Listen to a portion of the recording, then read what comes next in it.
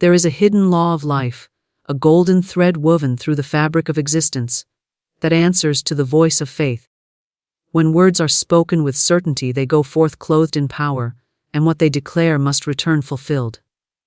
The universe is responsive, alive, and infinitely abundant, and it waits only for the word of command from the heart that knows its authority. Money is not a stranger, nor is it difficult to attract. It is a divine idea, circulating freely, seeking its rightful channel. Those who learn to align their thoughts and words with this truth find that prosperity flows like a river, unceasing, unstoppable, and entirely natural. A psalm is more than poetry. It is a spiritual decree, a timeless affirmation of divine law. And when spoken with conviction, it opens doors that seemed forever shut. To speak a psalm for 7 days with unwavering trust is to set in motion an unseen force that breaks limitation, dissolves lack, and calls forth supply from unexpected directions. 7 is the number of completion, of cycles fulfilled, of the perfect work of spirit. To speak for 7 days is to press the truth into the subconscious, impressing the law with the certainty of prosperity, until lack becomes unthinkable and abundance the only reality. When money seems far away, the error lies not in the outer world, but in the silent inner dialogue. Doubt, fear, and complaint weave shadows that block the radiant flow. Yet a psalm, spoken faithfully, clears the atmosphere of thought and floods it with divine certainty. It is like opening windows to let in sunlight. The gloom vanishes, and everything hidden comes alive with brightness.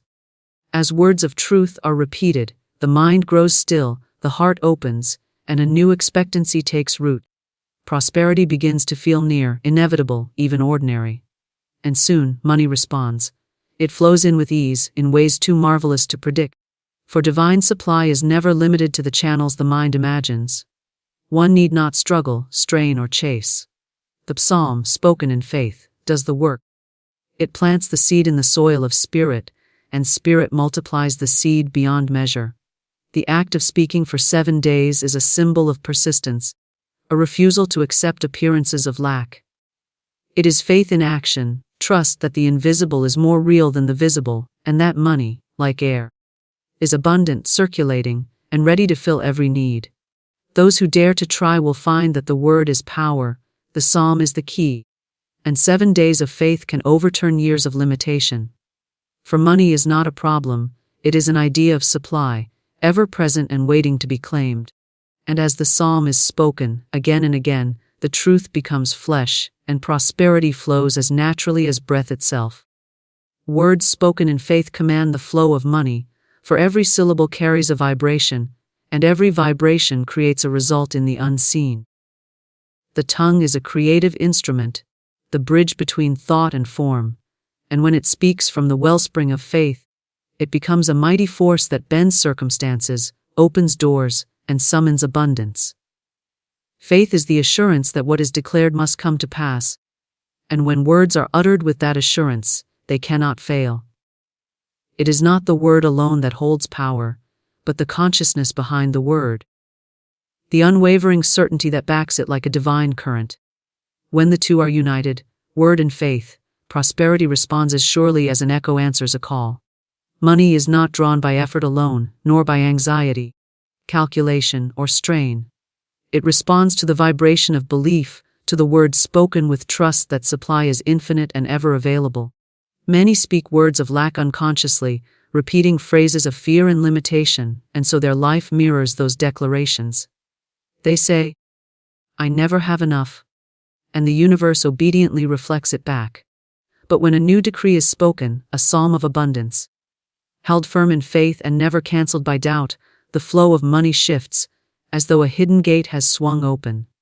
The universe is listening, not with ears but with law. Law does not reason, it does not question, it only executes. When you speak with faith, you impress the law with certainty.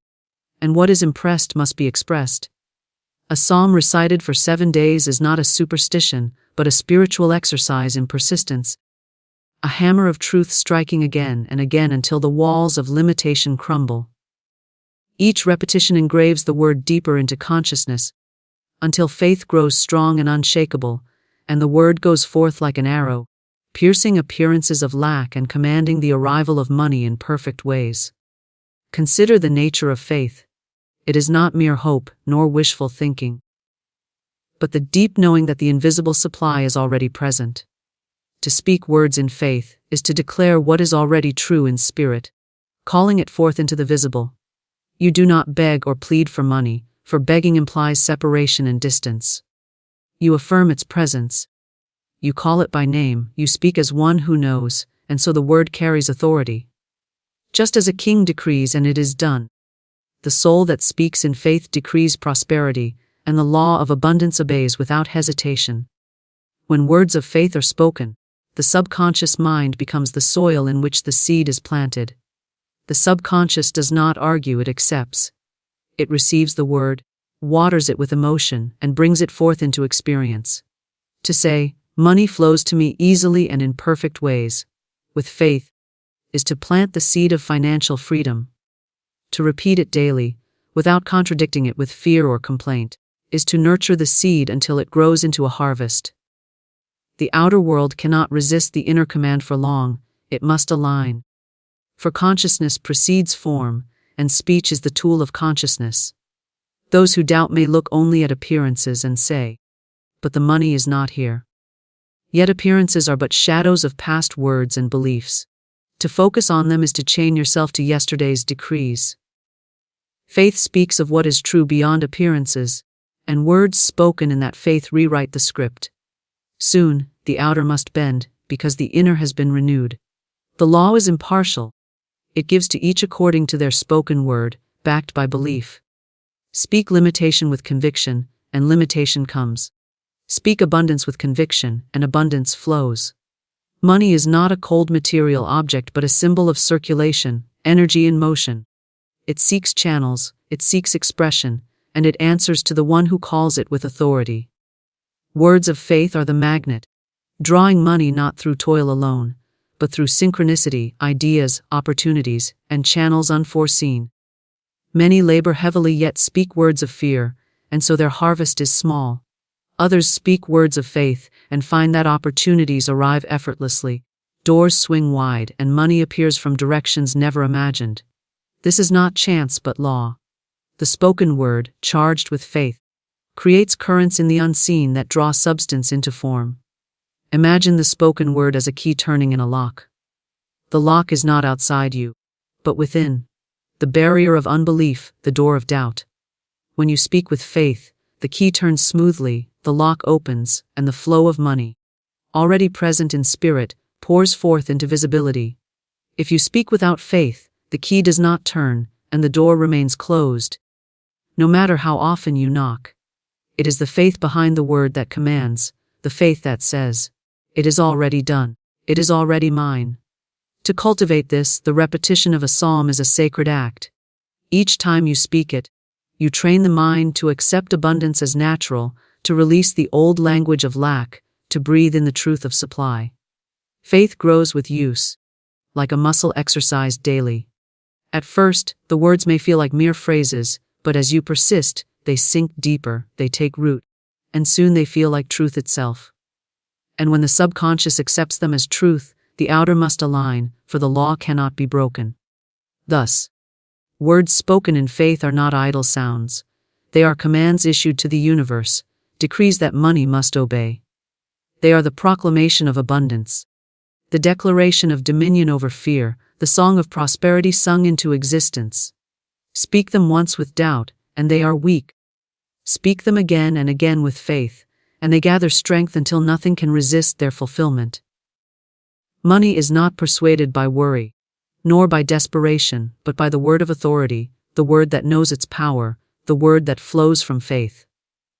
A psalm is a decree of divine abundance, spoken from the heart of spirit into the fabric of life, a declaration that transcends ordinary speech and touches the eternal law that governs supply. It is not simply a verse to be read or a ritual to be performed. It is a proclamation of truth that overrides appearances of lack and announces the presence of infinite riches. To recite a psalm is to align the self with a vibration of power older than time, a rhythm that moves through the unseen and shapes the seen. Each word is charged with the essence of divine law, and when spoken with faith, it commands matter, circumstances, and opportunity to obey. The power of a psalm rests not in its poetry alone, but in its vibration, the resonance it awakens within the soul. When the words are spoken, they stir the subconscious, awaken dormant faith, and attune the mind to the higher law of supply. They lift thought from limitation into certainty, from fear into knowing, from complaint into gratitude. A psalm carries with it the weight of authority, for it is not a plea to a distant source, but a reminder of what is already true, that abundance is ever present, limitless, and waiting to be recognized. When you speak a psalm, you are not asking for wealth to be created, you are commanding wealth to manifest from the infinite storehouse already prepared. A decree is not a suggestion, nor is it a wish. It is a word of authority, spoken with the assurance that it cannot fail. The psalm acts as this decree, a verbal scepter in the hands of one who knows their dominion. It is the language of the king declaring sovereignty, the language of spirit affirming its birthright. To decree divine abundance is to stand firm in truth, refusing to acknowledge lack as reality, refusing to allow fear to dictate, and declaring boldly that money, supply, and opportunity are flowing now. This decree does not linger in the air as empty sound, it sets in motion the law of circulation, which always answers to the spoken word. Every psalm carries within it divine ideas, ideas of plenty, of guidance, of protection, of overflowing good. When you speak these words, they do not remain external, they take root within consciousness, and consciousness is the soil in which manifestation grows. You impress the subconscious with the truth that abundance is natural, that supply is near, that there is no scarcity in spirit. As the subconscious accepts this truth, it shapes the outer world accordingly, arranging circumstances, drawing people, opening channels, and releasing money into visible form. The psalm is the decree that stamps this law onto the inner mind, ensuring that the outer life cannot help but reflect it. The act of speaking a psalm is a sacred transaction. You give your words, and in return the law gives manifestation. You sow with your lips, and you reap with your life. The decree is the seed, the subconscious is the soil, and abundance is the inevitable harvest. Just as one who plants wheat cannot reap thorns, one who decrees abundance cannot reap lack. The harvest is determined by the seed, and the psalm ensures that only seeds of prosperity, confidence, and divine certainty are planted. To repeat the psalm is to water the seed daily, to keep it alive, to protect it from the weeds of doubt and fear. Money is one form of abundance, but the decree of a psalm reaches beyond money into all expressions of prosperity. It commands harmony in affairs, success in endeavors, opportunities that seem to appear as if by miracle. Yet money itself flows naturally when the decree is spoken. Because money is an obedient servant of consciousness, it has no will of its own, it follows the word. If the decree is one of shortage, money obeys and withdraws. If the decree is one of plenty, money obeys and flows. The psalm ensures that the decree is always aligned with plenty, never with lack. There are those who read psalms mechanically, reciting without faith, and for them the words seem empty. But when the psalm is spoken with conviction, it is alive, electric, unstoppable. The decree is not in the letters on the page, but in the spirit with which they are uttered. When spoken as truth, each phrase is a sword cutting through illusion, each sentence a key opening the vault of abundance. The psalm is both shield and weapon, guarding against fear and striking down limitation. It does not beg, it declares. It does not waver, it commands. In every age, seekers of prosperity have found refuge in the Psalms, because they carry this hidden code of decree. They align the speaker with divine certainty and turn the tide of circumstance. They shift the atmosphere of thought, and when thought shifts, matter must follow. The psalm is a decree that cannot be reversed, because once spoken in faith, it enters the law, and the law fulfills. No obstruction can stand against it, no delay can cancel it, for the decree of abundance carries with it the authority of Spirit itself. When you take a psalm upon your lips and speak it as a decree, you step into your role as co-creator with the divine. You no longer see yourself as a beggar at the gates of wealth, but as a rightful heir to infinite supply. You stand in the center of power, declaring that money, success, and prosperity must answer your call.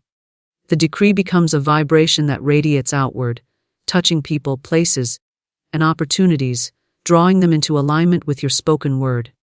It travels through the unseen, arranging the scene, until the visible life reflects the invisible truth you have declared. A psalm is more than comfort, more than inspiration. It is the decree of divine abundance spoken into the law of life, and the law has no choice but to obey. Each time you speak it, you reinforce your dominion, you establish your authority, and you write prosperity into the fabric of your experience. The decree echoes through consciousness, resounds through the universe, and returns as visible wealth, perfect timing, and overflowing good. It is the eternal reminder that abundance is not distant, not scarce, not withheld, but present, plentiful, and waiting for the decree that calls it forth. Money is a divine idea, not a struggle, for it was never meant to be pursued with fear, anxiety, or endless toil. It exists as a symbol of supply, a tool through which the abundance of spirit flows into visible form. To see money as a struggle is to misunderstand its nature, to mistake the shadow for the substance. Money is not the source, it is the channel. The true source is infinite, limitless, and eternal, and it flows through money as easily as through health, love, peace, or opportunity. When one realizes that money is an idea born in divine mind, it ceases to be something distant, difficult, or scarce, and becomes as natural as air, as inevitable as the rising of the sun.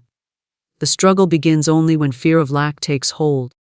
When one imagines money as separate from the divine, and therefore difficult to obtain.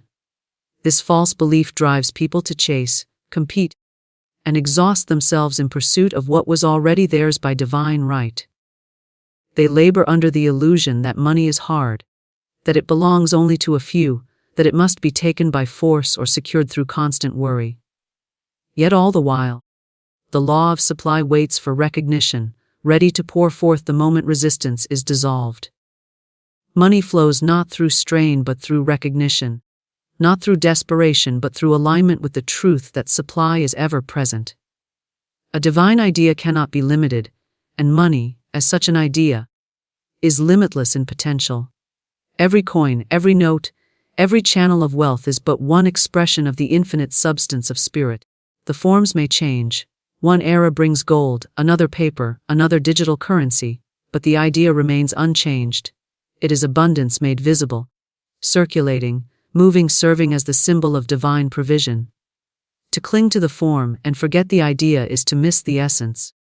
Those who know the truth can never fear the disappearance of one form, for they understand that the idea itself is eternal and will always produce new forms as needed.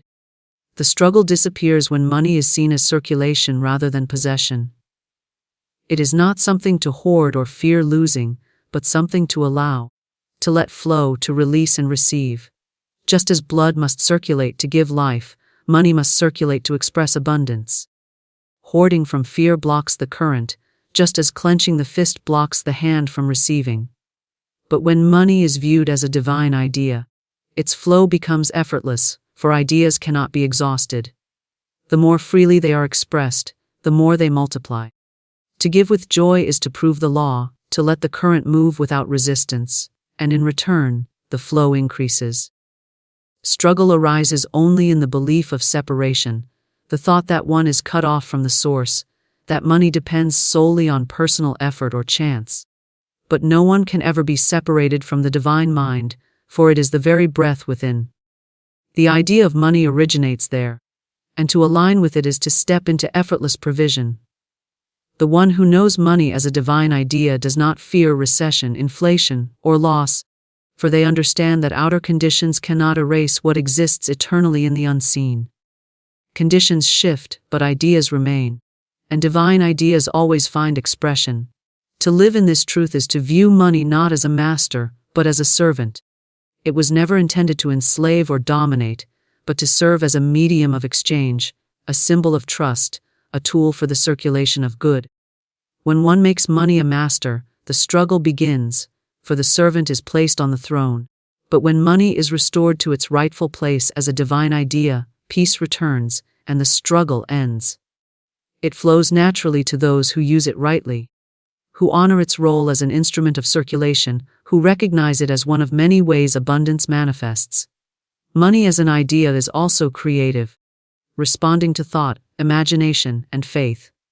Just as an architect sees a building first in thought before it rises in stone, the one aligned with abundance sees prosperity first in consciousness before it appears in form. The decree spoken in faith becomes the blueprint, and money flows as one of the materials summoned to bring the design into reality. To struggle is to forget the blueprint and attempt to build with random scraps. To know money as a divine idea is to trust that the supply of material always matches the design of faith. Every divine idea carries within it the power of multiplication. A seed is an idea of life, and within it lies the power to become a tree, bearing countless more seeds. Money as an idea works the same. It does not diminish by being used, it multiplies through circulation. One coin spent in faith may return as 10, one act of generosity may open doors to abundance unimagined. To believe money is scarce is to block this multiplication, to see only the single seed and forget the forest it contains. To believe money is a divine idea is to trust the forest is already within the seed, and to act accordingly with confidence.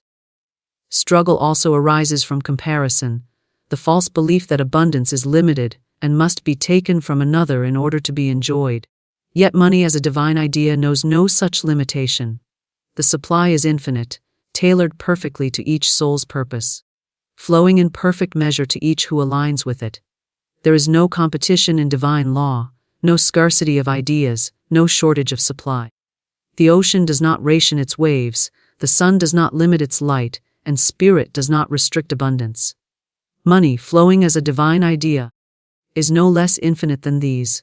To embody this truth is to approach money with calm assurance, to see it not as a weight of struggle but as a current of freedom. It is not something to fear or chase, but something to trust, to welcome, to release, and to receive again. When money is viewed as a divine idea, the frantic grasping ceases, and the natural rhythm of circulation is restored. Prosperity then becomes a dance, not a fight, a harmony, not a burden. The divine idea sustains itself, nourishes itself, expresses itself, and those who align with it are lifted out of struggle into ease. Faith dissolves fear and clears the channel of supply. For fear is the great obstruction, the cloud that veils the ever-present abundance waiting to flow. Fear whispers of loss, of scarcity, of failure.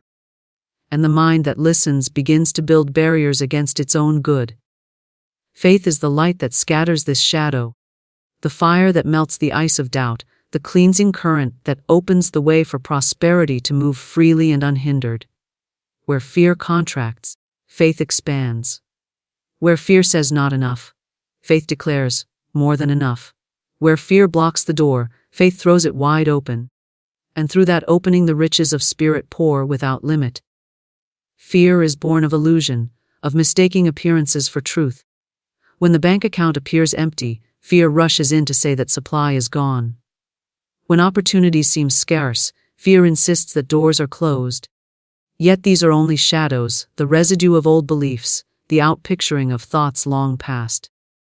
Faith looks beyond the shadow to the eternal substance behind it, to the invisible storehouse that cannot be exhausted.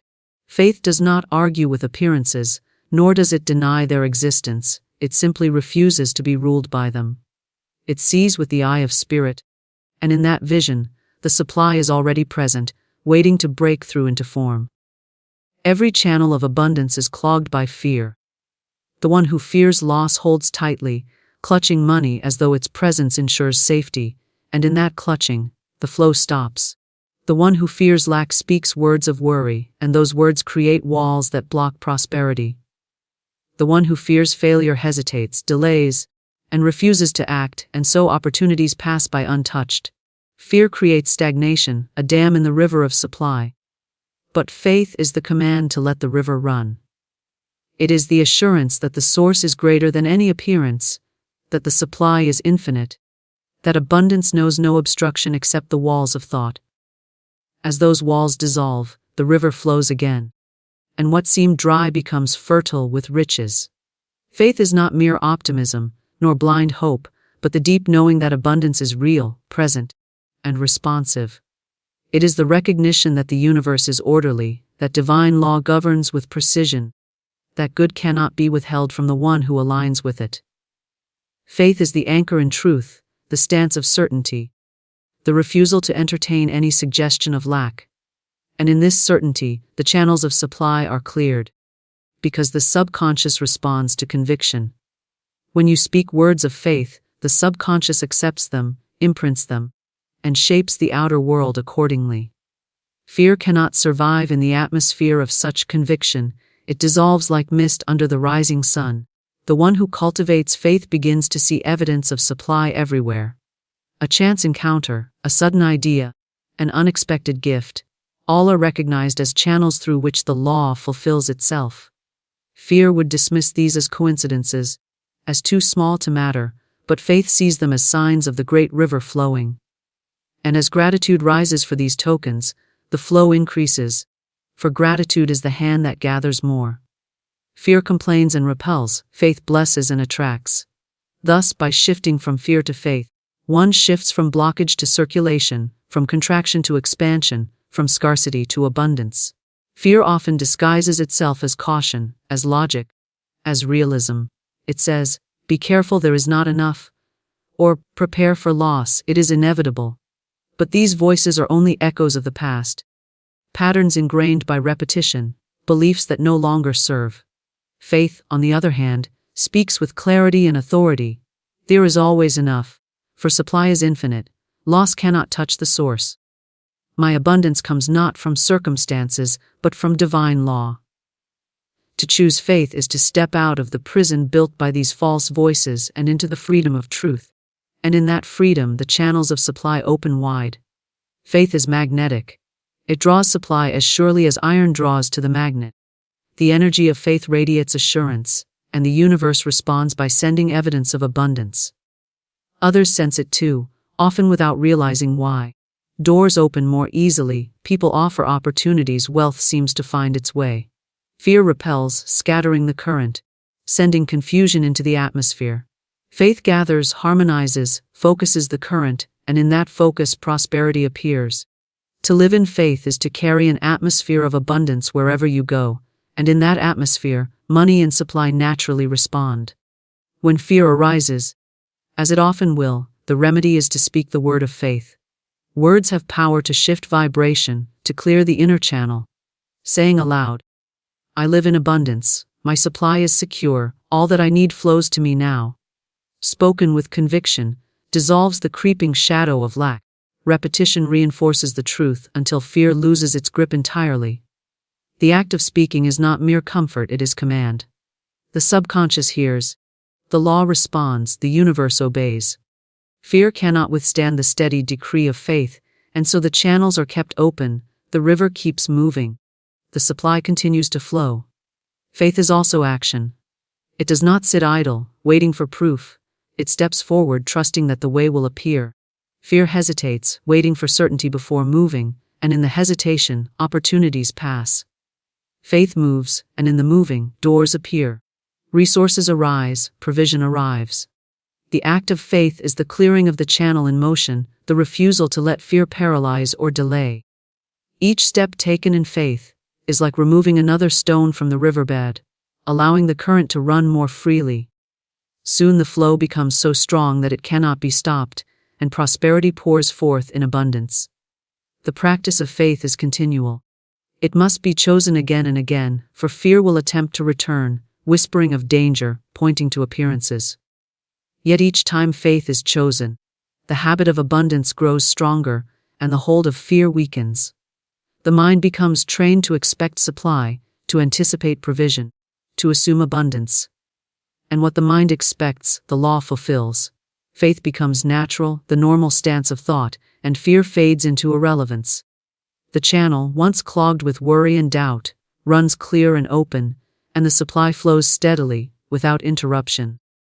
Prosperity flows through unexpected doors, for the channels through which abundance comes are never limited to the small paths the human mind imagines. When one thinks supply must arrive only through a salary, an investment, or a business, the mind builds walls around the infinite, confining the limitless flow of spirit to narrow corridors. Yet divine law knows no such restriction. The supply already exists in countless forms, waiting for recognition, and it moves into visibility by paths so surprising, so precise that no human planning could have devised them. Prosperity often appears where it was least expected, through doors that seemed invisible until the moment they opened, proving again that the divine is never bound by limitation, and that money flows by law, not by chance. The unexpected door is often the proof of divine order. A closed door is not the end but the preparation for one greater. What appears as a loss, a disappointment, or a delay is often the turning of attention away from the narrow path and toward a wider one. A job may end, a deal may collapse, a plan may fail, yet from that seeming emptiness a new opportunity arises, richer and more perfect than the one imagined. Faith sees beyond the surface, refusing to mourn the closing of one way, trusting that the law never subtracts without multiplying. The unexpected door opens at the precise moment needed, carrying with it the evidence that prosperity flows from the infinite, not from the limited. Prosperity has countless messengers. Sometimes it arrives as money itself, sometimes as an idea, sometimes as a person with a word, a gift, or a connection that changes everything. A thought comes in a moment of silence, a creative spark that blossoms into wealth. A conversation overheard leads to opportunity. A chance meeting becomes the channel for provision. These are not accidents but orchestrations of law, the unseen arranging the scene, aligning people and circumstances to fulfill the decree spoken in faith. The mind that insists prosperity can come only one way often overlooks these messengers, but the mind open to unexpected doors recognizes them instantly and welcomes them. The divine delights in variety. The same river may find 100 paths to the sea, bending around obstacles, splitting into tributaries, carving new courses. Prosperity works the same. If one channel is blocked, it simply flows another way, finding new doors, creating new passages, moving where there was no path before. To insist supply must arrive through one channel is to dam the river, but to release expectation and trust the law is to let the river run freely, winding as it will, always finding its way. The unexpected door is the river's proof that nothing can stop its flow. Those who cling to rigid expectations often miss the very supply they seek. They wait for money from one source, blind to the opportunities arising all around. They pray for abundance, but reject the idea that it could arrive in a new form. Faith loosens this rigidity. Faith knows that the channel is not the source, and therefore any channel can be used. Faith declares the supply secure and allows the law to choose the door. This openness makes the mind receptive, alert, ready to recognize the prosperity that may appear as an unplanned invitation, a sudden inspiration, a gift from an unlikely person, or a door that was invisible until the moment it swung wide. Often the unexpected door is perfectly timed. What appears as delay is in truth alignment. The right channel was not yet prepared, the right people were not yet in place, the right idea was not yet ripe. Then suddenly, at the appointed moment, the door opens effortlessly, and prosperity flows in such abundance that it erases the memory of waiting. The delay proves to have been part of the design, a period of preparation. Fear sees delay as denial, but faith knows delay is often divine timing. The arranging of the perfect channel, so that when the door opens, everything flows smoothly and abundantly. Prosperity may also come through transformation of perception. The unexpected door may not be a new opportunity at all, but the realization that what seemed ordinary was already a channel of wealth. A skill long taken for granted reveals itself as valuable. A relationship thought casual becomes a key to success. A resource overlooked suddenly shines with potential. Faith trains the eyes to see anew, to recognize channels hidden in plain sight. Prosperity does not always arrive as something foreign. Often it is simply the unveiling of what was already present, waiting for recognition. The law of circulation ensures that what is given returns, often through channels far different from where it was sent. A gift given in one place may return multiplied from another. Help offered to one person may be rewarded through an entirely different source. Generosity opens doors unseen, setting in motion currents that circle back in unexpected ways. Fear insists the return must come from the one who received. But faith knows the return may come from any door, at any time, in greater measure than imagined. The unexpected door is often the return of a seed sown long before, blossoming suddenly into visible prosperity. The unexpected door is also the mark of freedom, the proof that one's prosperity is not dependent on any single person, employer, or circumstance. Those who believe they are bound to one channel live in fear, worried that if it closes, supply will vanish. But when the unexpected door opens, it demonstrates that the source is infinite and cannot be confined. The job, the client, the business, the investment, these are only channels. If one closes, another opens, and the flow continues. To know this truth is to live without fear, free from dependence, confident that prosperity is secure because it flows through law, not through chance. Miracles of provision often come disguised as the ordinary, yet behind them is the extraordinary orchestration of law. A bill arrives and is paid unexpectedly. A long-forgotten debt is repaid. A door thought closed forever suddenly opens. A talent once dismissed becomes the foundation of wealth. These are the signs of the unexpected door. The evidence that prosperity is not a struggle but a flow, not a chase but a reception. The law of abundance arranges channels, far beyond the mind's capacity to predict, and faith makes the heart ready to recognize them when they appear. The spoken word multiplies beyond measure, for every declaration released into the atmosphere of spirit is a seed cast into infinite soil, where it cannot fail to grow and expand. Words are not empty sounds, they are containers of vibration, charged with the energy of belief, carrying within them the pattern of the reality they describe. When a word is spoken with faith, it goes forth with creative power, joining with the unseen law that always brings forth after its kind. A single decree of prosperity, sincerely spoken, may set in motion a chain of events that multiply into streams of wealth and opportunity, far beyond the scope of the original thought. Just as a single acorn holds within it an entire forest, so does a single word of truth hold within it infinite supply. The law of the spoken word is multiplication. What is spoken once may echo in the subconscious, shaping thought and action, influencing decisions, creating connections. Speak it again, and the echo grows stronger, layering impression upon impression, until the subconscious accepts it as truth. Once accepted, it reproduces the pattern outwardly, and the results appear multiplied. The law never returns void. Every word spoken is a cause, and every cause bears fruit. The harvest may not appear instantly, but the word, once sown, is already working in the invisible, germinating, expanding, preparing to manifest. When words are charged with emotion, the multiplication accelerates. Fearful words multiply fear, drawing more experiences of lack and loss. Words of faith multiply faith, drawing evidence of abundance and provision. The subconscious does not argue. It simply accepts the strongest impressions given to it. Thus the one who constantly speaks lack multiplies lack, while the one who faithfully speaks abundance multiplies abundance. The difference is not in the external conditions, but in the seed sown through the spoken word.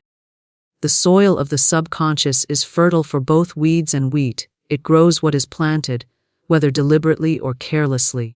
The multiplication of the spoken word is also exponential. It does not simply add, it multiplies. One declaration may influence not only the speaker, but all who hear it, planting seeds in their consciousness as well. Words of faith spoken in a household can transform the atmosphere of the entire home, lifting thought, dissolving fear, opening channels of prosperity. Words of faith spoken in a community can ripple outward, creating movements, opportunities, and connections far beyond the speaker's reach. Every declaration sends vibrations into the invisible, and those vibrations intersect with countless others, drawing together conditions that fulfill the decree. The power of multiplication is seen in the smallest examples. A simple affirmation spoken daily can transform a life completely. A phrase like, "Money flows to me freely and abundantly," may seem small. Yet when spoken with conviction, it begins to reshape the subconscious. The subconscious then directs action, influences perception, and attracts circumstances that align with the affirmation. Soon one opportunity appears, then another, until the flow becomes undeniable. The single phrase multiplies into visible wealth, not by force but by law. This is the mystery of multiplication. The smallest seed, faithfully sown, produces a harvest far greater than itself. Multiplication also follows the principle of circulation. The word spoken is like money given. It does not diminish by being released but increases. Words of blessing return as blessings multiplied. Words of gratitude return as experiences multiplied to be grateful for. Words of generosity return as channels of generosity flowing back. The one who speaks positively about money invites more of it. The one who blesses another's prosperity multiplies their own.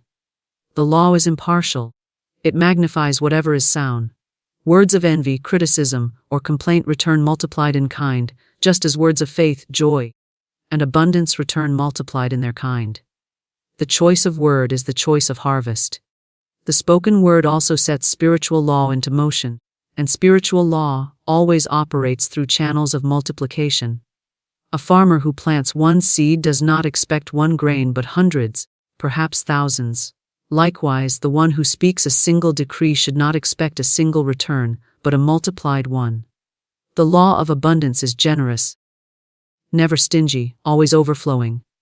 The word sown into this law cannot return in small measure, it returns pressed down, shaken together, running over. This is the guarantee of multiplication, that the spoken word once released returns in greater measure than it was given. Often the multiplication appears in ways the mind could not predict. A word of faith spoken about money may return, not as cash alone, but as opportunities, relationships, ideas, and channels that ultimately produce far more wealth than imagined. The mind may expect a certain result, but the law always exceeds expectation, returning not just what was spoken but multiplied, expanded, magnified. The unexpectedness of the return is part of the proof that the spoken word has power. For the result often arrives by means the intellect could never have devised. The atmosphere created by words also multiplies. A person who speaks abundance consistently develops an aura of prosperity. Others sense it, often unconsciously, and are drawn to them. They are offered opportunities, entrusted with responsibility, included in ventures. This atmosphere is itself the product of multiplied words, each declaration building upon the last, creating a vibration so strong that it radiates outward. The spoken word thus not only multiplies into circumstances but into presence, shaping how others perceive and respond, which in turn creates more opportunities for prosperity to flow. The principle of multiplication can be seen in reverse as well, which is why careless words are so costly. To say, "I cannot afford it," plants a seed of lack that may multiply into many experiences of shortage. To declare, "Money is hard to get," plants a seed that may multiply into endless struggle. The law does not judge, it multiplies impartially. It brings forth whatever is sown.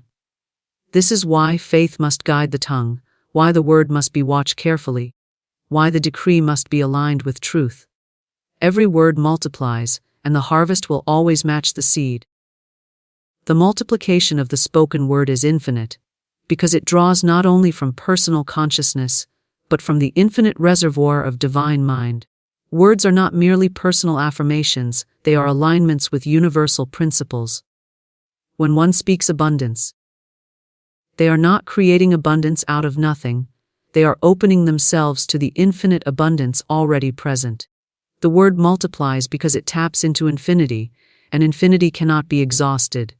The more it is spoken, the more it flows, the more it expands, for the source has no limit. Would you like me to weave even more imagery of seed, harvest, and scriptural echoes into this keynote to stretch it fully to a 1,000+ word density, or keep the current rhythm consistent with the earlier expansions?